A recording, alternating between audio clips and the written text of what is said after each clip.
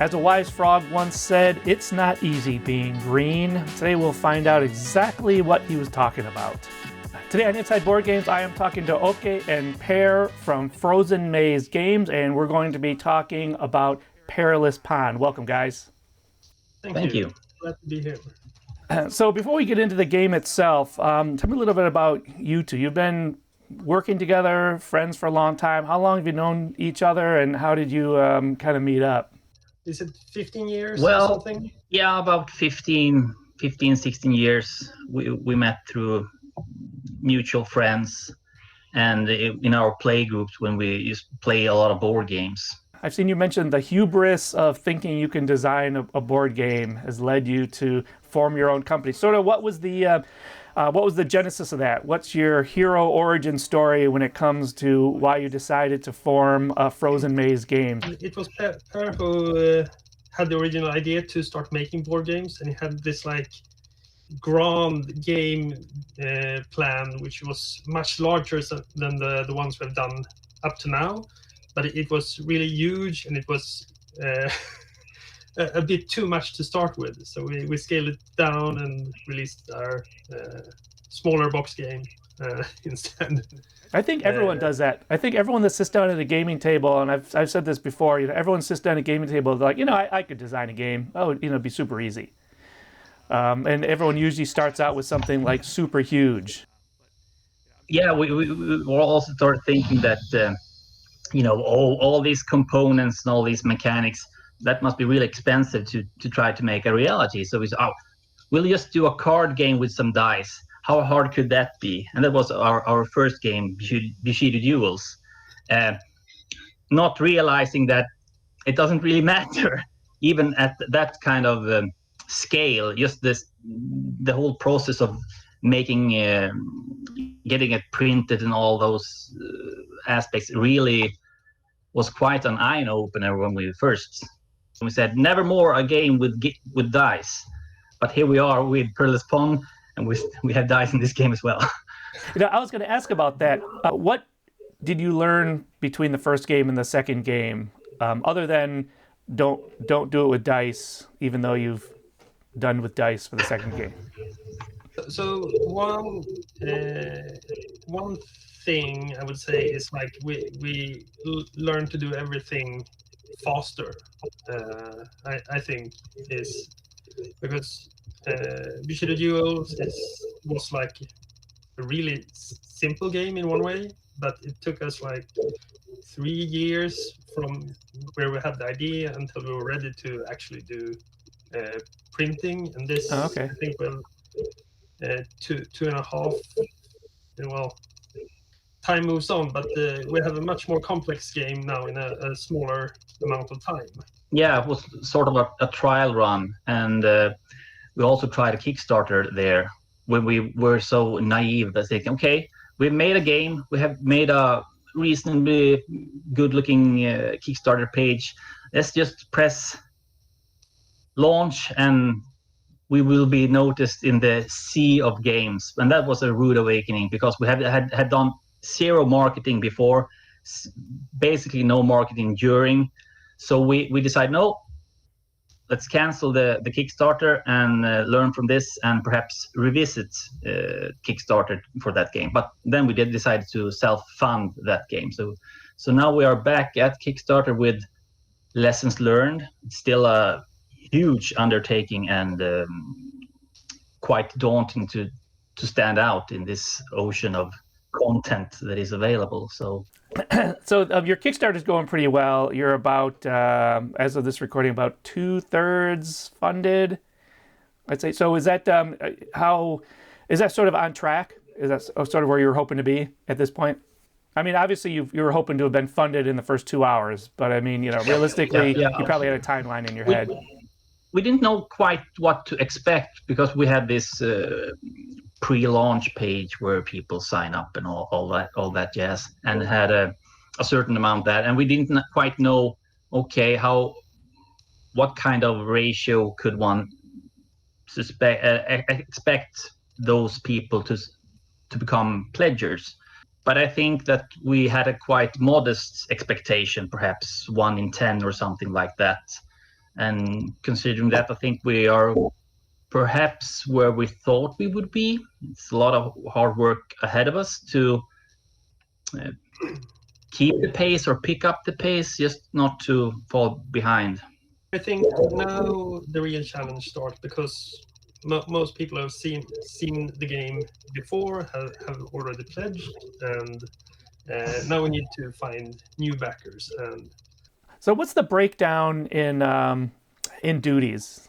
Is Frozen Maze Games just the two of you, and kind of who does what, or is it sort of still kind of figuring that out?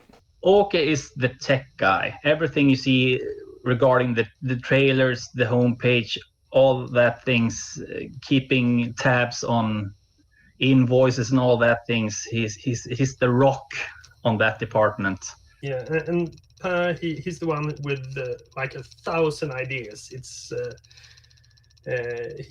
I can some days I get like 7 texts with, oh, I thought of this and this and this, and we should do this and this and this.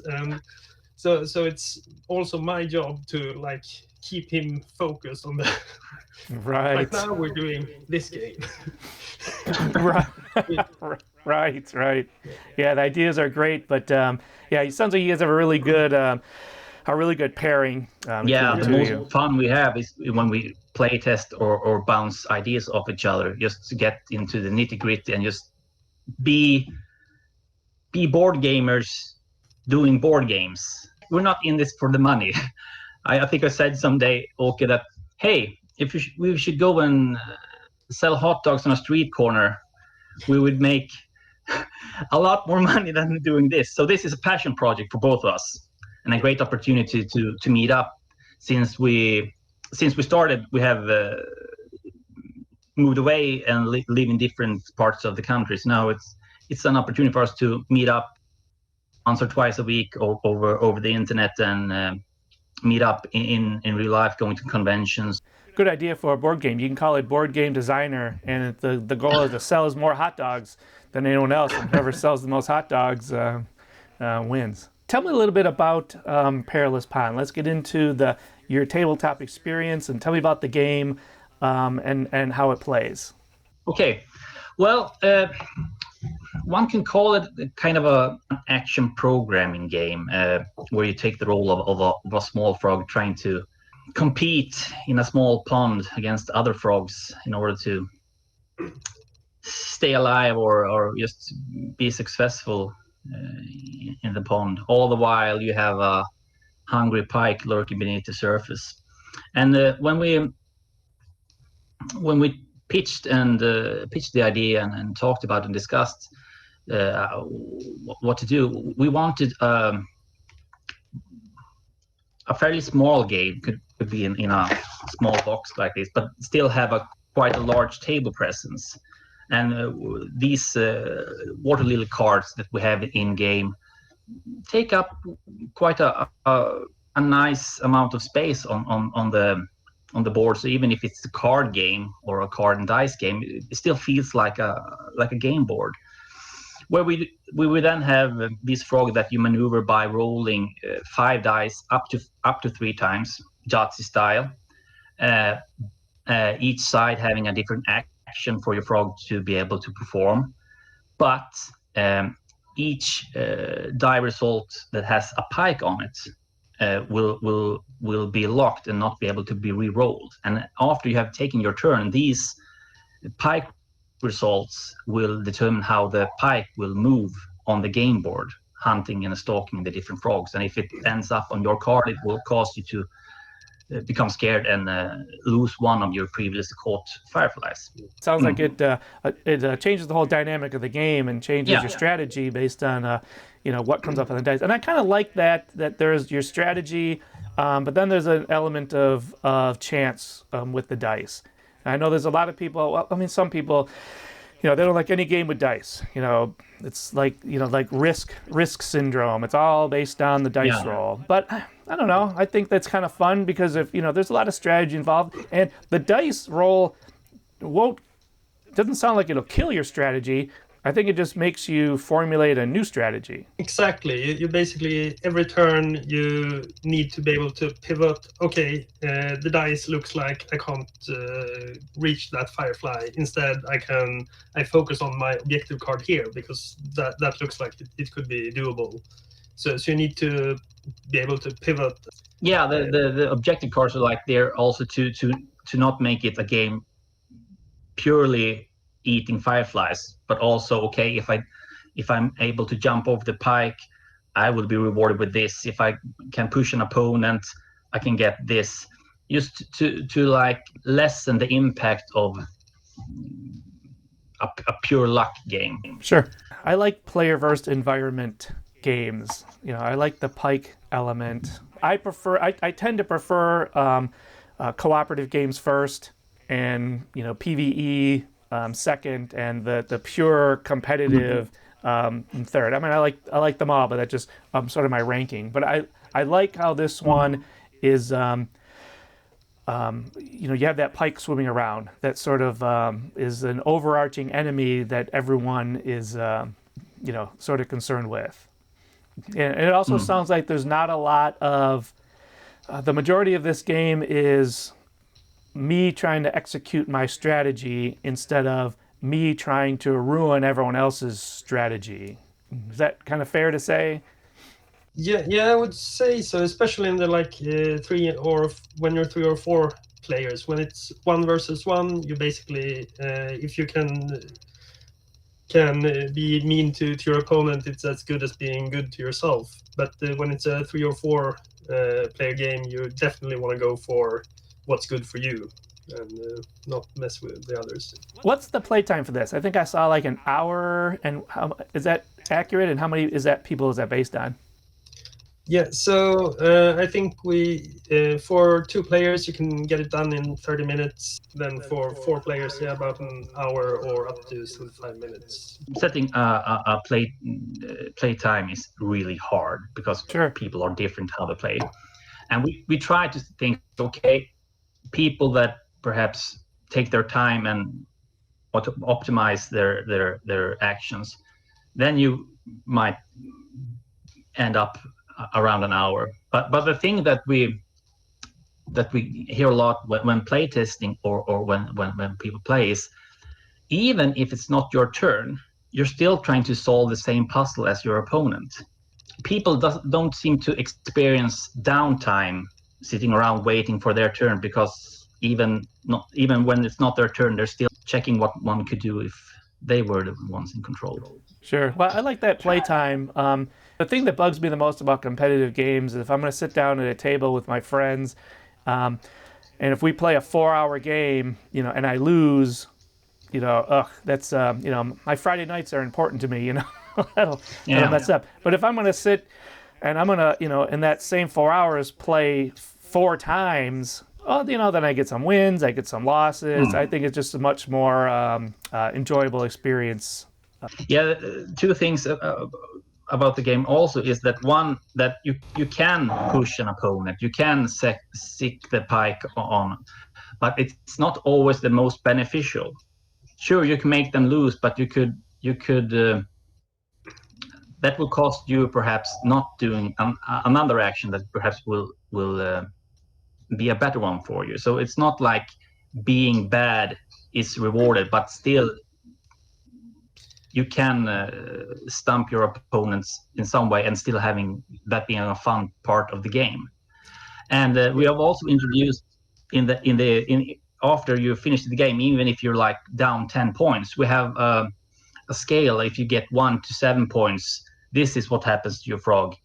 10 to 15, this happens to frog. 20 plus points, this happens to your frog. So you get a sort of story. Okay, this time my frog ended up being endangered, or this time it was the dominant frog in the pond, and you get a little story. So okay, next time, okay, I didn't win, but I can see how I matched against the last time I played. Oh, that's interesting. How do you guys come up with? Do you guys like frogs? I mean, do you live in a place with a lot of ponds? Where'd the idea come from, and how'd this kind of come about? We had this brainstorm session when I pitched the idea, just game mechanics wise, and just for this meeting we just thought, okay, what's the theme? What could one dress up this mechanic? And I don't know if it's I saw some meeples, or if I just thought, okay, eat, and I need to different movement actions. Okay, what can walk, what can jump and affect.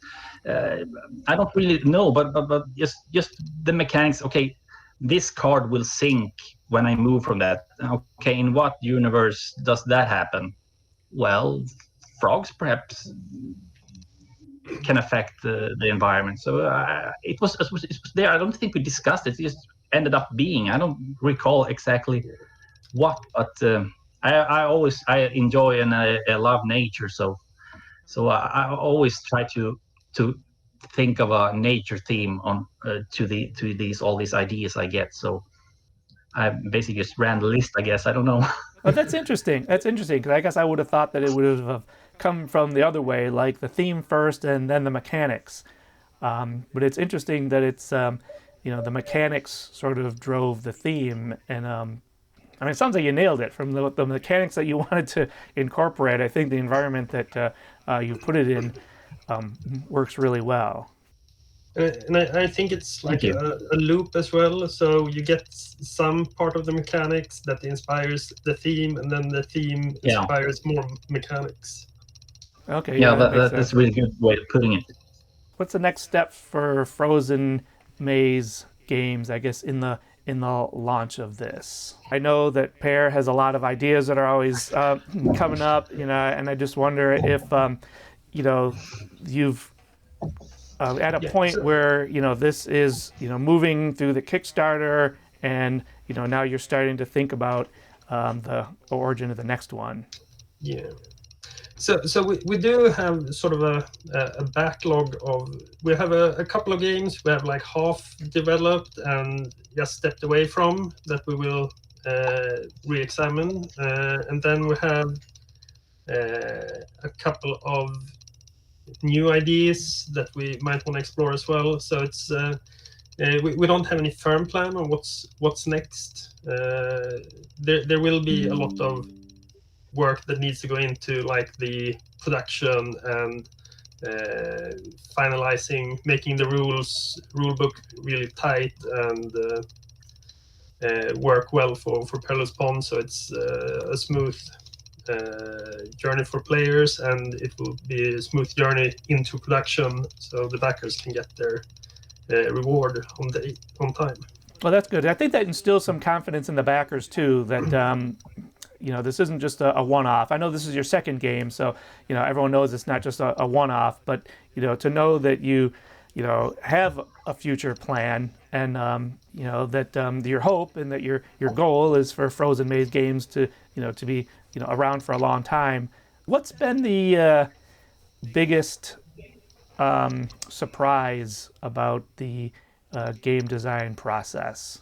I guess whether good or bad. Well, the business side is the boring part that I mentioned earlier. All these production issues that we now have a better understanding of, having self-published, self-funded our previous game, I should say. But it's really rewarding just to play around with ideas, even if it's something we never use. Just put it in the back pocket and just fun to bounce off ideas of each other. I rarely see a game I don't like, because I can respect the work that's gotten into it. So it's just looking at games that we play with a whole new set of eyes. Oh, okay. What about you? What do you think has been the biggest surprise starting down this road of game development? Yeah, so the fun part for me, I think, has been like what I was genuinely surprised of was how approachable many game designers are, and the like behind, like you don't see them anywhere, but there's a big community of board game designers independent and bigger names, and they're all really nice and offer support for your designs. And I think this is a bit clunky. Maybe you could do like that. And there's like a secret world of board game designers out there that I didn't know existed. Oh, okay. Yeah, there's a lot of passion there. As even the small developers, the big developers, one senses the passion, and as you say, they can critique what you're doing, but it's not like they're sitting on their high horse and saying, "Oh, I wouldn't do it like that." It's just genuinely caring on. Okay, these guys are trying to make it or make a fun game, and being so giving in advice. Excellent talk. That's also one of my favorite parts. Well, that sounds great.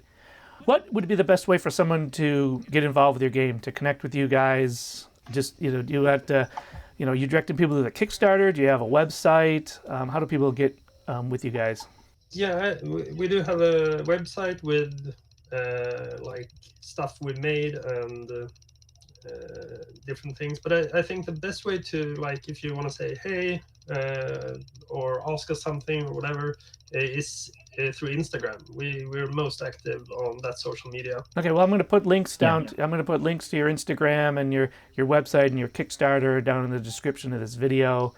Because I know really right now we're focused on Perilous Ponds. We want to get that fully funded. We want to get that out there. I want to thank you guys for joining me today and sort of giving me a little insight into your world and how this game came about. And I wish you the best of luck coming in the future. It sounds like you're kind of got a good head start so far.